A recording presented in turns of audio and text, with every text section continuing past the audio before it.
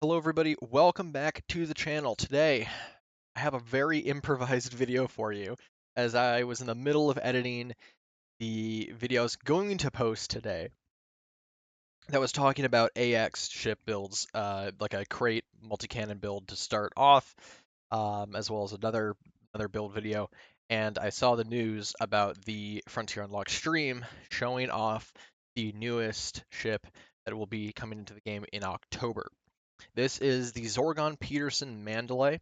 It is a medium pad exploration vessel, and it shows a ton of promise. There's a bunch of really cool, like small features as well as major features about this ship that really make it an interesting prospect to like an explorer or even an exobiologist. Generally, I don't like recommending medium pads for exobiology. They're not the best for landing on rocky bodies. They're not the best at kind of landing on really anything uneven in general. But I think that this ship has the ability to sway my mind completely. Not because it's going to do anything magically new for landing, but because the rest of the stuff that this ship offers is so intriguing that it'll kind of make me forget about that gripe. The first things first, this ship will rival the Anaconda in jump range. That is absolutely huge. Hopefully, and it shouldn't, based on it being a medium pad, have the issue that the DBX does, or other small vessels do, where you can get a good amount of jump range, but then you don't really have the a good fuel scoop, AFMU, all that sort of stuff. You kind of get cramped for space. I doubt that this ship is going to have that problem, considering it's a purpose-built exploration ship, which, yes, the DBX is. It being exploration and a medium pad kind of gives more of a reason to believe it's going to be much more well equipped for this than something else is like the DBX aspect, Anaconda, which the only reason that is as good for exploration is because of its jump range and large amount of internal because it's a large pad. But if this thing has the ability to get, it should, a 5H frame shift drive booster and then like a 5A fuel scoop, it will single-handedly replace every other exploration ship in my fleet. I think it genuinely will because having that large jump range, having a good amount of internal space, this thing is also built to have an SRV. That's why the bottom of the ship is kind of triangulated, right? It's not flat like you'd see in a kind of a fighter jet, or it's almost kind of eagle-esque with the wings in a sense. It's not flat on the bottom, but it drops down. That's to allow for an SRV, but still having a nice sleek design. Uh, Additionally, some very small creature comforts are included with this ship that I really appreciate. The first thing is when you hop off the ship, you're going to be facing the same direction that the nose is pointing, which is super helpful for explorers and exobiologists more specifically, because instead of having to fly past it and kind of make sure try to make sure that you didn't fly too far, you can just simply go until it's probably not visible on the nose, and then when you hop out, it should be directly visible. I really do like how they're doing that and choosing to make something that small of a creature comfort still exist in the game because it just kind of helps. Additionally, instead of these spotlights just being directly forward, they will also angle downwards. It's very helpful if you ever have to find bio on the dark side of a planet or a dark icy body far away from a star. Even though, dark icy bodies kind of suck, it is a very nice thing to have. I think all of us who've done enough exobiology have probably gotten to a point where you find that the only spot that like Concha or Cacoidea or something, Fungoidea, spawns happens to be in the dark side of the planet. Then you have to fly there and try to find something in the dark, and it can get very annoying. This should hopefully help out with that problem and basically remove it completely. Additionally, because of its wings and kind of the whole design aspect and everything with it, Frontier says that it will perform incredibly well in an in-atmosphere environment, meaning that the handling of this ship will be better than anything really else in the game right now for an atmosphere. Hopefully this gets rid of the weird wiggle that you have on a lot of ships, where if you're looking at the ground, it kind of sways back and forth.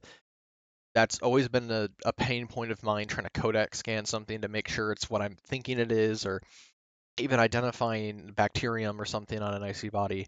If I ever do that, it can make that hopefully a lot easier. Hard points, otherwise, we don't really know a whole lot. I'll try to find the top view because there is what appears to be two hardpoint spots. Oh, this is actually their inspiration for the ship. I guess I clicked on the wrong spot, but their inspiration was an old British ship with the twin engines in the back here. But here is hopefully my top view. There we go. Yep, so you can see there's a hardpoint that looks like it's right about there on both sides. Hopefully, I mean, it is. Additionally, I'd love to see some hard points in the wingtips as well as maybe sleek across the side here. I think that could make it a very, very interesting kind of like role play ship. I don't really know how else to describe that other than having we'll have a whole bunch of hard points along the way, right? Um, Also having stuff on the bottom. I would love to have a nice vessel I could use for mines that wouldn't throw them up. Throwing them down the bottom is what I prefer. You know, some small creature comforts would be nice. Now, other things to note on this, it has a very cool engine design. We have the twin stack, like the inspiration photo that I unintentionally went to. I'll see if I can a rear view on it.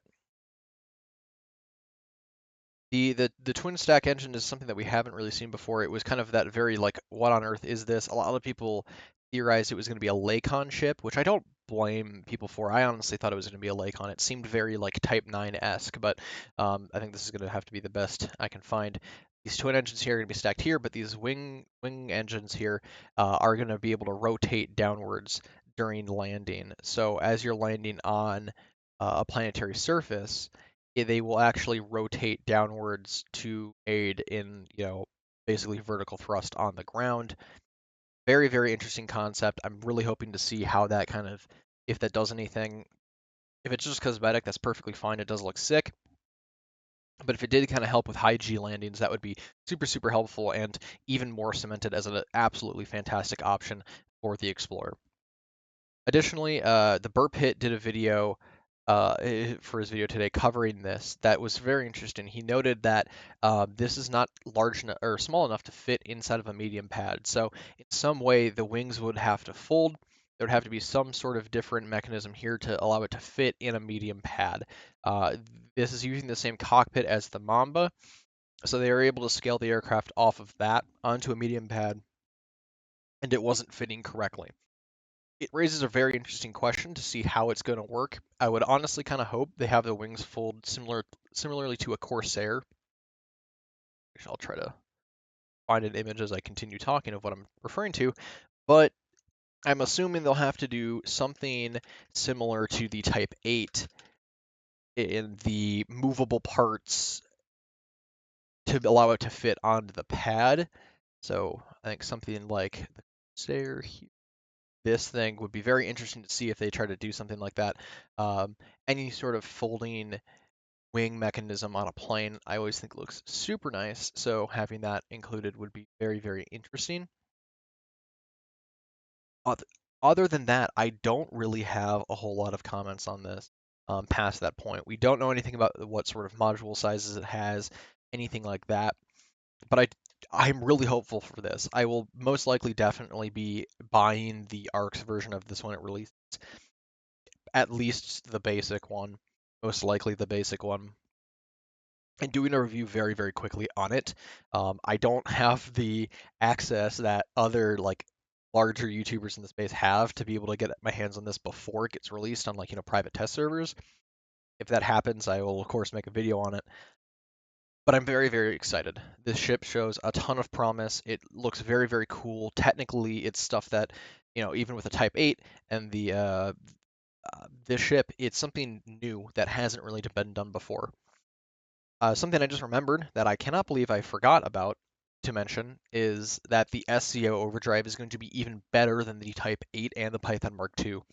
So whether that means faster, more stable, either way, I totally expect hunt and runs to absolutely drop in time with the inclusions of that. And since it has a medium pad, it will hopefully have enough to throw a bunch of fuel tanks to do unassisted hunt and run speed runs. It's very, very interesting if you're into that sort of thing. But sorry for the kind of sporadic, chaotic video for this week. I will be returning to more edited, more solidly written videos. I either in the end of the week if I finish editing that crate one in time, or into next week, Tuesday, Wednesday, that sort of time. Thank you so much for coming out. Thank you for watching the video. Please let me know what you think. Is there anything you want to see? Is there any concerns you have? Anything like that? Let me know in the comments. I'll try to answer as many of you as I can. If you did enjoy the video, consider liking and subscribing, but I will see you later.